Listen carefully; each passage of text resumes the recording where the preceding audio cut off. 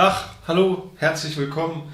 Ich bereite hier gerade ein kleines neues Video vor, also hier wirklich so eine ziemlich kleine Figur. Und hier in diesem Ambiente, in dieser Werkstatt, da kommt mir immer wieder diese Frage, Mensch, wie ist denn eigentlich das mit dem Verhältnis zwischen Kunst und Handwerk auf der anderen Seite? Wir sind ja hier richtig im Handwerksbetrieb drin und das ganze Schnitzen ist ein Kunsthandwerk, aber es hat auch eine künstlerische Komponente, dass viele Leute, die es beruflich betreiben, auch so einen künstlerischen Anspruch haben.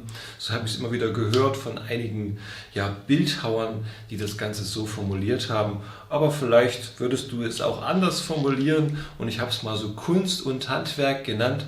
Und da kam mir die erleuchtende Idee, Mensch, da fragst du doch mal den Magnus Kleine-Teppe aus Braunschweig. Der ist ein richtig guter akademischer Bildhauer, der das von der Pike auf an der Universität gelernt hat. Das Bildhauerhandwerk, so muss man es ja auch korrekt sagen, das ist doch auch irgendwie was mit einem richtigen Handwerk zu tun hat. Und das hat er eben in Nürnberg studiert, Bildhauerei, dort an der Kunstakademie der Bildenden Künste, und er war auch Assistent bei einem Professor, und heute besuche ich ihn mal auf seinem Werkshof in Braunschweig, wo er also an Holz und Stein, hauptsächlich an Steinarbeiten, würde ich sagen, arbeitet, und das auch auf sehr hohem Niveau und auch handwerklich das Ganze an die Meisterschüler in Königslutter vermittelt.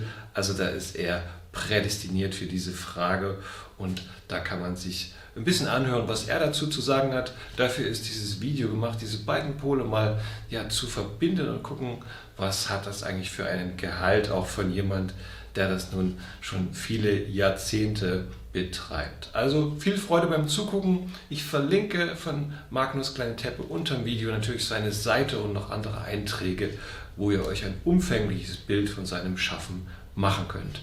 Viel Spaß beim Zuschauen.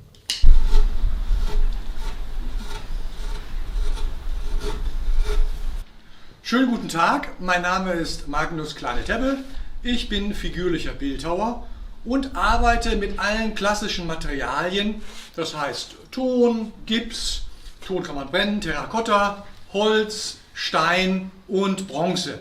Und all dem, was dazugehört, Silikonformen, Zeichnungen, Entwürfe, Plastilinmodelle und so weiter. Und nun schnitze ich gerade hier im Feinstadion an einer Preistrophäe für den Unternehmerpreis Braunschweig 38 in diesem Jahr. Und da geht es um eine Industrie, Symbolik, Scheckdächer, Architektur und der Generationenbaum der Unternehmer, die ja meistens aus mehreren Generationen mit mehreren Kindern und Verantwortlichen, natürlich auch den Ästen, den Mitarbeitern und getragen werden. Ja, Magnus, wie schaffst du das, so die Spannung zwischen Kunst und Handwerk hinzubekommen? Deine vielen Arbeiten sind künstlerisch geprägt, aber gleichzeitig widerspiegeln sie auch viel Handwerkskönnen, auch im Steinbereich besonders. Und erzähl mal, wie du das miteinander verbindest, diese beiden Pole. Also erstmal muss ich sagen, fasziniert mich das Tun. In Bewegung zu sein, und mein Maßstab ist auch so der mittelgroße bis überlebensgroße Maßstab. Also ich will wirklich was mit den Muskeln tun können. Ich habe früher Tennis gespielt, bin gelaufen, gerannt und das bildet sich jetzt in meiner Arbeit eigentlich fort. Also der Hang, ein Material zu bearbeiten, die mittlere Wärme oder die Kühle des Steins, den Ton der Bronze zu hören, sind natürlich faszinierende, sinnliche Elemente. Und ich ahne aus deiner Frage, Simeon, dass du damit das Handwerkliche verortet siehst. Aber als Künstler habe ich auch die Freiheit, mir meine Themen zusammen mit den Auftraggebern zu suchen und geistig durch Lektüre, beispielsweise in der Bibel oder aber auch in einer Kunstzeitschrift, was der Feuilleton wieder geschrieben hat, welche Prioritäten der setzt, die sind natürlich mitunter anders als meine. All das scheint wohl in diesem geistig ordnenden, künstlerischen, in Anführungsstrichen, verortet zu sein. Und diese Frage ist kritisch, aber gleichzeitig beinhaltet sie auch eine Lösung. Kritisch ist sie deshalb, weil sie so sezierend ist. Sie stellt mich vor die Frage, bist du nun Handwerker oder bist du Künstler? Und was ist ein Künstler überhaupt? Und was ist der Handwerker? Das sind natürlich total weitschweifende, große Begriffe, welche Menschen sich unter Künstler und welche unter Handwerker subsumieren lassen und manche gar nicht. Das haben wir schon gelernt in der 3. Klasse, Mengenlehre, das hatte ich noch. Ich bin inzwischen 55. Mengenlehre, dann ging es darum, das ist so die Schnittmenge aus den Künstlern und den Handwerkern. Und so ist es auch. Ich halte eine glückliche Balance, die ganz persönlich auf mich, den urschaffenden Künstler, geistig und handwerklich, sinnlich, mit Herzschlag, die muss passen, die Balance aus geistigem, platonischem und aus handwerklichem Hephaistos, der Schmied, der was tut, was zu Wege bringt, was schafft, was umformt. Das ist in meiner Definition Kunst, wandelt unsere bisherigen Vorstellungen von Dagewesenem und Kunst ein Stück weit um, sodass wir sagen, oho, aha, interessant, das kommt mir so vor als, aber ist doch ganz anders, es ist verwandelt. Und das deckt sich durchaus mit der Maxim von Kunst heute, die muss ja immer modern sein, immer neu.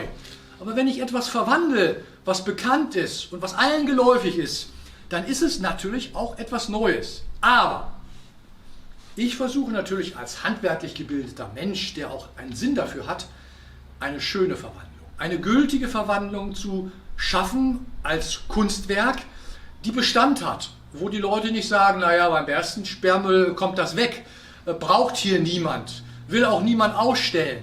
Nein, es muss schon etwas sein, wo das Herz das Auge berührt und umgekehrt, wo das Auge Informationen bis zum Herzen sendet und sagt, das ist etwas, das gibt mir etwas zurück.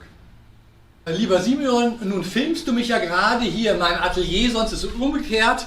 Da sehe ich immer dich in deiner Schnitzwerkstatt und bin beeindruckt. Und verblüffend ist dann für mich, dass das plötzlich alles so in Minutenschnelle sich herausbildet. Ist klar, man hat nicht so viel Zeit. Aber was damit transportiert, ist eigentlich ein gewisser mega schneller Mechanismus. Und dabei ist es beim künstlerischen Arbeiten durchaus auch wichtig, einen Rhythmus zu haben. Und der Rhythmus, der kommt nicht von der Uhrzeit draußen oder von dem Deutsche Bahn-Takt noch schneller, sondern der kommt aus dem Gewicht des Schlegels, der mit einer kreisenden Bewegung nicht schneller oder langsamer, nur ganz unerheblich gesteuert werden kann. Und die Kräfte des Schlages resultieren aus dem Impuls, Gewicht und Geschwindigkeit. All das hat seinen Rhythmus wie der Herzschlag. Modellierfähig, aber nur in bestimmten Grenzen. Dann hört es nämlich auf, Spaß zu machen, wenn man sich übereilt. Und insofern denke ich manchmal schmunzelnd, ein Glück muss ich nicht wie so eine Geschwindigkeitsmaus, so sieht es im Film aus, über das Werkstück gleiten und hetzen, da würde einem ja der Spaß vergehen. Wie schaffst du das, ja, so als Gegenpol der Gesellschaft dein eigenes Ding zu machen und ja auch fernab von manchen künstlerischen Vorstellungen, was jetzt immer moderner wird oder so, ja, ganz eigenwillig deine Arbeiten so durchzuziehen? Also, erst einmal, das mit dem Gegenpol korrigiere ich dahingehend, dass ich meine Position eher in die Mitte setze, etwas vermittelnd. Ich habe das Gefühl, dass ich manchmal zwischen den Ufern der Tradition und der Moderne, sagen wir mal, eine Brücke bilde.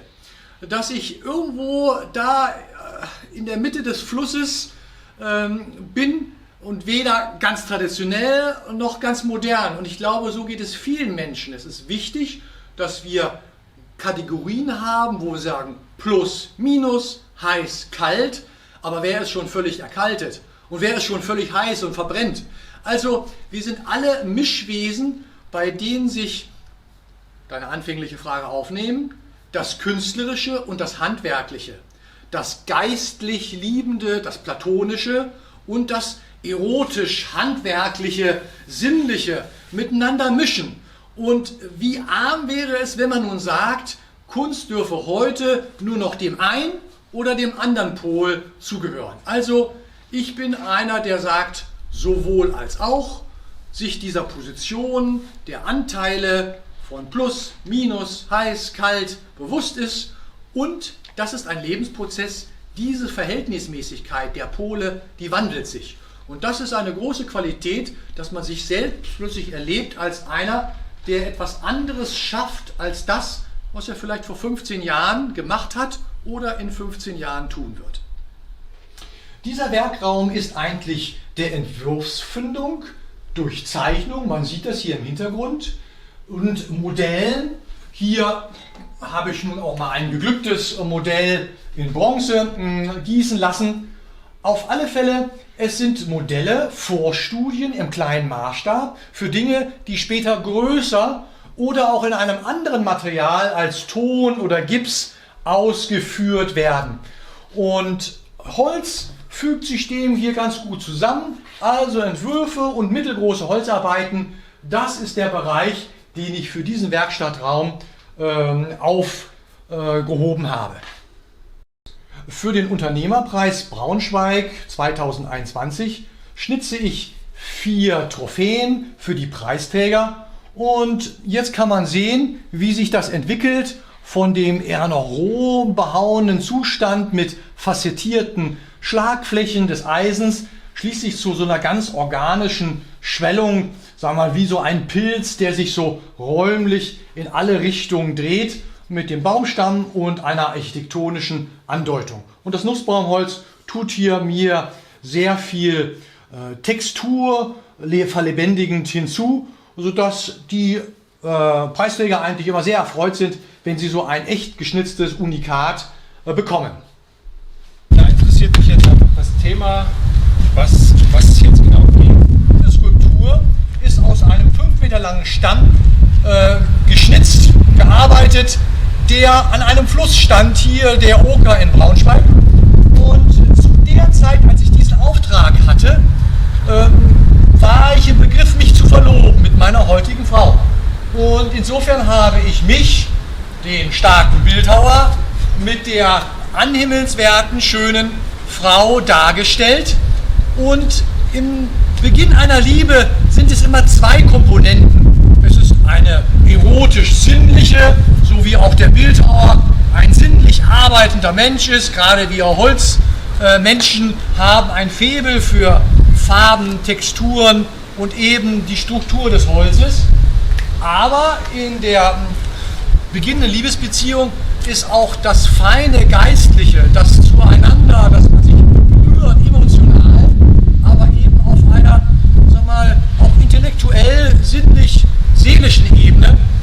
Also dieses Agape oder Platonische und das Erotische, und so heißt die Skulptur Agape und Eros, also die geistliche und die sinnliche Liebe. Und das Verhältnis von Agape und Eros wandelt sich auch, so wie sich in der Kunst manchmal auch das Verhältnis von Idee zur Ausführung wandelt.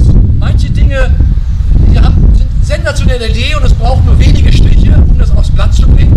Manchmal erfordert aber eine Idee einen ungeheuren Aufwand an Schnitztechnik und Zeichnung, bis das rüberkommt. Also ich habe festgestellt, als lebendiger Künstler arbeitet man am besten in einem ausgeglichenen, harmonischen Spannungsverhältnis von Idee, Seele und Körperlichkeit, dass man da eine Balance herstellt zwischen Handwerk und Kunst.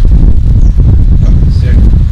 So, nun ist ja die Arbeit hier im Stamm irgendwie kaputt gegangen innerlich. Und da wurden jetzt auch Wespen drin. Kannst du sagen, wie die jetzt hierher gekommen ist? Ja, nach ungefähr 9 Jahren Standzeit dieses okernahen Weidestammes ist der Baum unten an der Wurzel so labil geworden, dass man sich entschieden hat, das abzutrennen. Und die Gartenbaufirma hat dann gesagt, die schönen Teile, die ich haben möchte, bringt sie mir hier auf den Werkhof.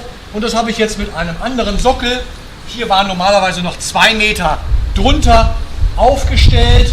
Und auf diese Weise habe ich hier so einen Hingucker, denn dort ist das Eingangstor und die Straße. Und immer wenn ich den Leuten sage, Gotenweg, dann müsst ihr durch das Tor gucken und der Figur folgen, dann ist das eine wunderschöne schöner Wegweiser und für mich eine Reminiszenz an den Beginn meiner Ehejahre.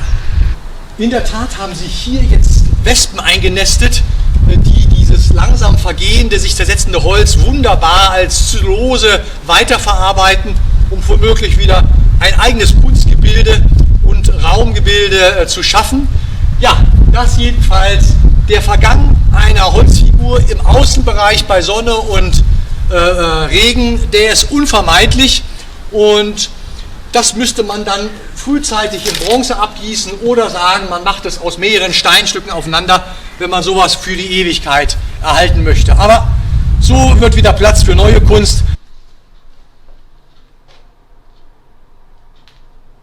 Die Werkzeuge schmiede ich selber, indem ich vorgefertigte Stähle mit einem SDS Plus Ende verwende. Gar nicht teuer, handelsüblich, aber die werden in so großen Mengen hergestellt, dass das ist gut erwerbbar. Und dann kann ich mir mit Flex und Feile solche verschiedenen, auch ganz individuellen Breiten an Zahnung, seht, sowas gibt es nicht zu kaufen, hier mit einer Rundung aus versehen. Erklär mal kurz die Rundung, was das für einen Sinn hat für die Zuschauer nochmal. Also in Carrara wird häufig Marmor mit solchen gerundeten Eisen, ähnlich wie ein Nagel, Fingernagel, gearbeitet, in verschiedenen Radien. Aber das schwimmt dann, sagen wir mal so, wie ein Boot, was keinen Kiel hat.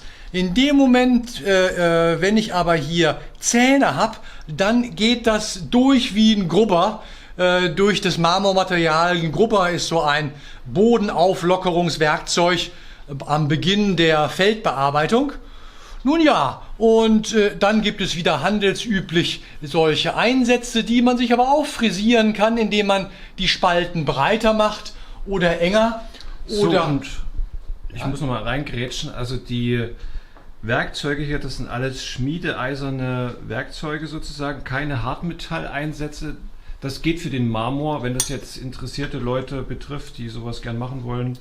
Sagst du, das geht ohne? Es gibt verschiedene Marmorsorten. Ja. Die Italiener bezeichnen einen sandigen Marmor und der ist tatsächlich nicht viel härter als ein normaler Sandstein hier in Deutschland. Dann gibt es einen plastischen Marmor, der ist sehr kompakt und irgendwie auch etwas elastisch. Also der widersteht Schlägen durchaus, weil er so kompakt zusammenhält. Der klingt normal wie ein Stein, wenn man drauf schlägt. Und dann gibt es den Marmor Duro, einen harten Marmor. Und den würde ich tatsächlich nur mit Hartmetallwerkzeugen verwenden, weil dieser Duro-Marmor, der klingt wie eine Stahlglocke. Ding, ding, ding. Und da schneidet dieser Normalstahl, der bei blauer Farbe dann gehärtet sein muss, nicht mehr so optimal. Aber sag mal, die weicheren Marmorsorten in jedem Fall, das hat man bis 1910 gemacht, so noch später durchgängig nur mit Stahlwerkzeugen und manche Sachen wie hier die Spitze, allerdings ist jetzt eine Sandsteinspitze, die müsste beim Marmor ein bisschen moderator sein, wie diese hier. Die ist immer noch das effektivste Werkzeug, die harte Stahlspitze, da kommt auch kein Vidia, der muss nämlich viel stumpfer sein, der Winkel, weil Vidia spröder ist, wie Diamant, das ist die Abkürzung für Vidia. Also kurz gesagt, der Stahl ist ein ungeheuer gutes Werkzeug, den man insbesondere immer in Ergänzung mit Hartmetall- oder Vidia-Werkzeugen nutzen sollte. Und die Hartmetallwerkzeuge werden auch nicht stumpf?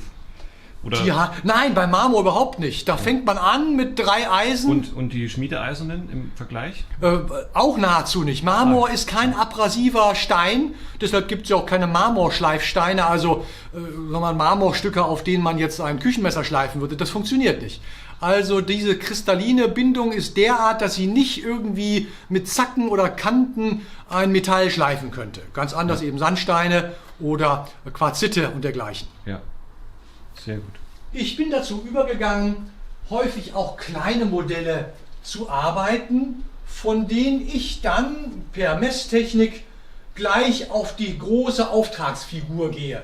Und die große Auftragsfigur, die gebe ich aus den Händen. Als kleine Erinnerungsfotos, nenne ich das mal, plastische 3D-Gebilde, bleiben mir diese Modellobjekte, mit der Option, so etwas variiert oder in Kombination miteinander nochmal in einem anderen Material oder sonst wie aufzugreifen. Jedenfalls bin ich froh, dass ich nicht für einen schwer einschätzbaren Galeriemarkt arbeite, sondern für Auftraggeber, bei denen ich die Größe, die Farbe, das Material, alles gemeinsam abstimme. Und ich bin auch dafür sehr dankbar, denn so schwimme ich nicht permanent im eigenen Saft, sondern bekomme Anregungen von außen, von Kennern, wie beispielsweise der Auftraggeberin dieser Katze. Das ist schon 25 Jahre her und noch immer erinnere ich mich gerne, als dann die Auftraggeberin sagte, alles ganz schön, Herr Kleineteppe, aber der Schwanz, der muss noch irgendwie puscheliger hier herumlaufen. Und das war ihr Symptom der Kritik und ich musste dann das Problem bildhauerisch lösen, war aber sehr dankbar, weil die Figur dadurch wirklich besser geworden ist. Kurz und gut, ein Auftraggeber, mit dem stehe ich im Dialog. Der ist auch fasziniert, dass er etwas über die Werktechnik lernt und ich habe einen natürlich echten Kenner, so wie die Kennerin dieser Katze oder jemand, der sich auf Tiere, ein Landwirt und gleichzeitig auf Engel versteht. Und hier habe ich einen Lukas-Stier, der so ein bisschen aussieht wie eine dicke Amsel, mit Stierkopf gearbeitet. Eine Idee, die vielleicht mal etwas wird, aber wie eine Notiz in meinem Herzensentwurfsheft verankert ist. Und wir hatten vorhin schon kurz darüber gesprochen, du hast auch die Plastiline dafür sogar dir selber kreiert mit verschiedenen Härtegraden. Ja, einen Moment, bleib ruhig da, ich komme. Ja, die Frage mit dem Plastilin ist gut. Ich habe hier ein Plastilin, das so hautfarbenhell ist und das ist sehr schön, man sieht das verformt. Ich mache dort immer in der Fertigung große Stränge, die ich dann, das ist der große Vorteil an diesem Plastilin, tatsächlich innerhalb von 60 Sekunden in der Mikrowelle richtig geschmeidig bringen kann. Und das ist auch der Vorteil, im Winter ist es kalt. Und dann mit Ton zu modellieren in einem eher kühlen Raum ist sehr ungesund. Da kriegt man ganz schnell, weil sich die ganze Wärme aus den Händen rauszieht, eine Erkältung. Aber wenn das Plastilin so auf 36 Grad warm ist, dann ist das ein Traum, damit Modelle zu beginnen und entsprechend seine Entwürfe zu konkreten 3D-Modellen werden zu lassen. Und hier sieht man, dass das Plastilin ist. Ich kann also im Gespräch mit einem Auftraggeber eine Korrektur sehr schnell vornehmen, indem ich sage, ja, jetzt ist es so, als würde sie gerade die letzten Flügelschläge zum Landen machen. Im anderen Fall war es eher wie so ein Aufschwung. Das heißt, der Auftraggeber ist natürlich beglückt, wenn er auf eine Kritik hin sofort auch schon eine plastische Antwort sieht und ich sagen könnte, ja, ich kann das jetzt hier verdrehen. Also dieses Plastilin bleibt über Jahre dauerelastisch und damit es nicht irgendwann die Form verliert, weil man dran stößt, ist es vorteilhaft, innen einen Gipskern vorzumodellieren. Oh, jetzt muss ich das mal wieder rückkorrigieren. Also sie landet wieder und vor dem Porträt meines Gönners und Werkhofbesitzers, Herrn Schaper, das geht in der Kunst früher wie heute nicht, dass man nicht Menschen hat, die dem eigenen Kunstschaffen zugetan sind und einem damit einfach das Arbeitsleben ermöglichen. Sehr schön. Ja, es ist faszinierend, wie viele Modelle hier im Raum sind. Man kann das kaum alles erfassen. Es ist praktisch in jeder Ecke des Werkhofes, auch in Innenräumen und Containern noch Gipsabgüsse. Nur, dass die Zuschauer mal einen kleinen Eindruck davon bekommen, von diesem umfangreichen Schaffen. Ja, mit den Holzarbeiten, die jetzt viele Zuschauer interessieren, da hast du dich natürlich auch grandios selber reingefuchst und ja, viel handwerklich auch gelernt sozusagen. Wie hast du das alles geschafft? Also, ich sage immer, reden ist gut, aber mit den Augen stehlen und sich das Wesentliche für die Arbeitstechnik abgucken, das ist das A und O. Und zum Glück gibt es da einen Kanal, so dass ich zunächst fokussiert war, wie spannt der Simon das überhaupt ein, dass das Werkstück gut erreichbar ist von allen Seiten, aber doch eben fest, stabil ist und gut einsehbar. Nun gut, das habe ich mir geguckt, aber auch dann selbst Dinge überlegt, die im Steinmetzhandwerk üblich sind. Und ich stelle fest, dass man, sagen wir mal, kreativ, handwerklich denken muss, um sich die Dinge, die sich verknüpfen lassen, aus der Steinbildhauerei, aus dem Modellieren, aus der Holzbildhauerei, sagen wir mal, synergetisch zu einer guten Arbeitstechnik zusammenfasst. Somit kommen wir wieder in den Bogen zurück zum Anfangsthema Kunst und Handwerk. Nochmal eine andere, ja genau, doch. Jawohl. Ich gehe mal hier dazwischen. Machen wir hier noch ein bisschen Zeichnung. Jawohl. Ich kann loslegen. Ja. Sag mir nochmal deine Frage. Ach ja, die Anfangsfrage kommt dazu. Genau, wir sind jetzt in einem schönen Bogen von dem Anfangsthema Kunst und Handwerk und diese Spannung dazwischen jetzt wieder bei dem Thema gelandet. Und da kannst du jetzt noch abschließend dazu ein paar Statements sagen. Ja, Kunst und Handwerk, das ist für mich wie ein Kreislauf oder ein Riesenrad. Das heißt, man kommt nach unten, man kommt nach oben, das wertet sich um und mitunter ist es so, dass bestimmt, also mir sind geistig natürlich zunächst keine Grenzen gesetzt, aber schon in der Realisierung der handwerklichen. Manchmal erwächst daraus im umgekehrten Effekt etwas, nämlich, dass ich merke, ein springendes Mädchen, seilspringend, das hatte Picasso beschäftigt. Aber wie eine Lösung dafür finden, bis er das dann merkte, ja, er könne ein Springseil im hyperbelartigen Schwung nach unten bis auf den Boden reichen lassen, auf die Plinte, den Sockel, und dann das Mädchen quasi mit den Händen an den Enden dieses Springseils halten. Also manchmal, und so war es bei Picasso, ist es so, dass gerade der Reiz darin liegt, im handwerklichen, irdischen doch noch eine Lösung zu finden, mit der wir einen geistigen Gehalt darstellen können. Also einen geistigen Gehalt, eine Idee, die eigentlich nicht darstellbar ist, doch erfahrbar werden lassen durch einen künstlerisch oder handwerklichen Kniff. Künstlerisch, weil die Komposition insgesamt stimmen muss, handwerklich, weil natürlich die Tektonik, die Stabilität, die Farbabstimmung, die Materialität sauber zu dem Kunstwerk und der Idee passen muss. Ja, vielen Dank, Magnus, für deine Einblicke und dass wir hier reinschauen durften. Herzlichen Dank an deine Zeit, die du dir genommen hast. Und ich finde das wunderbar. Ich sagte schon, Auftraggeber, Künstler, jetzt zwei Künstler untereinander. Ein, sagen wir mal, gefilterter, geordneter Austausch zwischen Künstlern und das auch noch auf fachlichem Niveau, ohne Häme, sondern positiv und lehrreich für beide Seiten. Was Besseres kann man sich nicht wünschen unter Kollegen. Danke, das war sicherlich auch eine schöne Ermutigung für viele Künstler, die solche Wege gehen wollen. Also herzlichen Dank.